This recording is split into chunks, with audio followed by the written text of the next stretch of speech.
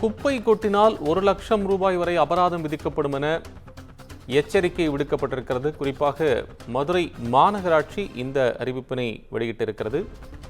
ஏற்கனவே வைகை நதியில் மேற்கொள்ளப்பட்டிருக்கக்கூடிய மாசு தடுப்பு நடவடிக்கைகள் என்ன என்பது தொடர்பாக உயர்நீதிமன்ற மதுரை அமர்வு தமிழக மாசு கட்டுப்பாட்டு வாரியத்திற்கு பல்வேறு கேள்விகளை எழுப்பியிருந்த சூழ்நிலையில் மதுரை மாநகராட்சி இத்தகைய அறிவிப்பினை வெளியிட்டிருக்கிறது. கூடுதலான விவரங்களுடன் மதுரை செய்தியாளர் அருண் நமக்கு விவரங்களை தர இணைகிறார்.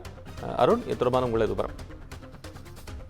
கோபாலகிருஷ்ணன், மதுரை மாநகராட்சி எல்லைக்குட்பட்ட தேசிய நெடுஞ்சாலை பகுதியான மாட்டுத்தாவணி பேருந்து நிலையம், உலகநேரி, சென்னை உயர்நீதிமன்ற மதுரை கிளை, உத்தங்குடி மற்றும் பாண்டிகோவில், ரிங் ரோடு, ரவுண்டானா உள்ளிட்ட பல்வேறு பகுதிகளில் காலியாக உள்ள காலி இடங்கள், சாலையின் ஓரங்கள், நீர்நிலைகள் மற்றும் திறந்தவெளி கால்வாய்கள் உள்ளிட்ட பொது இடங்களில் பொதுமக்கள் மற்றும் வணிக நிறுவனத்தார் குப்பைகள் கொட்டுவதால் சுற்றுச்சூழல் பாதிக்கப்படுவதுடன் பொதுமக்களுக்கு சுகாதார சீர்கேடு ஏற்படுவதாகவும், மேலும் தமிழ்நாடு நகர்ப்புற உள்ளாட்சி அமைப்புகள் சட்டம் 1998 பிரிவு 180 படியும், தமிழ்நாடு உள்ளாட்சி அமைப்புகள் விதிகள் 2023 பிரிவு 384 மற்றும் திடக்கழிவு மேலாண்மை விதிகள் 2016, அதே போல மதுரை மாநகராட்சி திடக்கழிவு மேலாண்மை துணை விதிகள் 2017, சுற்றுச்சூழல் பாதுகாப்பு சட்டம் 1986 பிரிவு 15 ஆகிய சட்ட விதிகளின்படி தொடர்ச்சியாக இப்பகுதிகளில் குப்பை கொட்டுவோர் மீது எச்சரிக்கை அறிவிப்பு விடுத்து 24 மணி நேரத்திற்குள் அதனை அகற்றாவிட்டால் அவர்கள் மீது 1 லட்சம் ரூபாய் துறை ரீதியாக சட்ட ரீதியாக நடவடிக்கை எடுக்கப்படும் என்றும்,